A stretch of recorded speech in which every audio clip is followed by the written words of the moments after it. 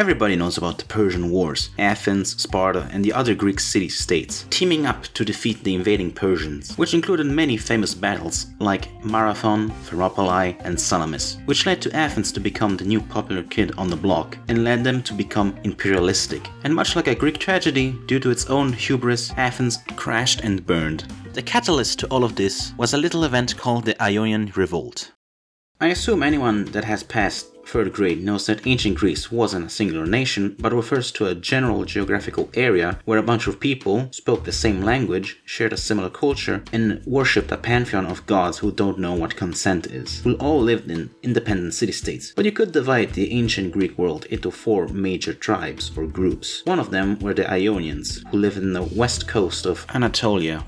According to Herodotus, who by the way is the only primary source to this event, and if you know anything about him, then you know he loves to add and exaggerate things for the sake of narrative. Anyway, according to him, around the 6th century BC, the Ionian cities were conquered by the Achaemenid Persians. In response, the fiercely independent Greeks revolted against the foreign rulers. But funnily enough, this wasn't the first time the Ionians were conquered and ruled by a foreign kingdom. Before the Persians, they were subjects of the Lydians. And according to Herodotus, they're also related to the Etruscans. A cool idea, but mostly disproven by buzzkill archaeologists and historians. The Lydians are also famous for minting the first coins in all of history. But unfortunately, their king, Croesus, decided it was a good idea to pick a fight with a guy named Cyrus the Great, who at the time ruled Persia. While fighting the Lydians, Cyrus sent a message to the Ionians which basically went, "If you revolt against the Lydians, I'll treat you fairly and justly under my rule," which considering the Achaemenids' track record wasn't a bad deal. But the Ionians refused, and by the time Lydia got stomped, Persia conquered them with force. So already the Greeks left a bad impressions to the Persians. The Greeks were ruled by a satrap, but ruling them was basically impossible. So they appointed local Greek nobles as tyrants. The 2 most important tyrants during this event were Histiaeus and his son-in-law Aristagoras, who both ruled the city of Miletus. Histiaeus was very loyal to the Persian king Darius, and even helped him with his expedition against the Scythians. Despite his service, one Persian general didn't really trust him, especially since he asked if he could be rewarded with a very strategically located city in Thrace. So the general complained about Histiaeus to Darius, and Darius replied, "What? Histiaeus? He's like the most trustworthy guy in the whole world. Watch, I'm gonna make him my personal advisor and make him stay here with me." So Histiaeus was kept as a pseudo-captive in Susa, and Aristagoras was left to rule Miletus. But Histiaeus didn't like staying there, so he came up with a plan.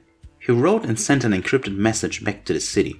Not an actual letter, because that would be too boring. According to Herodotus, he took one of his slaves, shaved his hair, and tattooed the message on its head, waited that his hair grew back, and sent him off to Miletus. Meanwhile, Aristagoras was busy being unpopular and being disliked by his boss, aka the satrap. But by 499, he saw an opportunity to make himself more liked by his superiors, by conquering the island of Naxos, but failed. So now he's scared of losing his job and, potentially his life. But then the slave from before arrives, and one haircut later, Aristagoras read Histiaeus' message. So he decides to abdicate and declare Miletus a democracy, and force all the other Ionian cities to join his revolt. Originally he'd hoped to get help from Sparta, but they refused. Despite that, he did receive support from Athens, who at this point was kind of a nobody. So the Ionians, together with the Athenians, marched onto the city of Sardis and burned everything. "Oh no, my people are revolting. I better go back and re-establish order and punish those rebel rousers."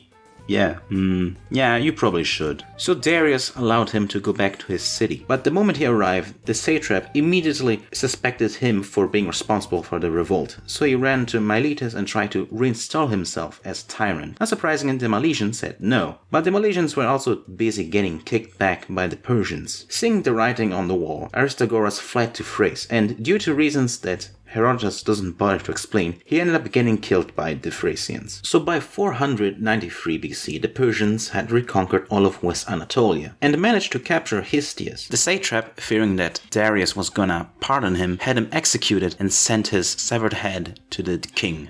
and with that the Ionian Revolt was over. Despite Herodotus claiming that these two were responsible for the revolt, you could argue that the Ionians would have revolted either way because of how disliked the Persian-supported tyrants were. While Athens failed the revolt, they did succeed in pissing off the Persians, and only a few years later would the Persians properly invade Greece and take their revenge against them on the Battle of Marathon.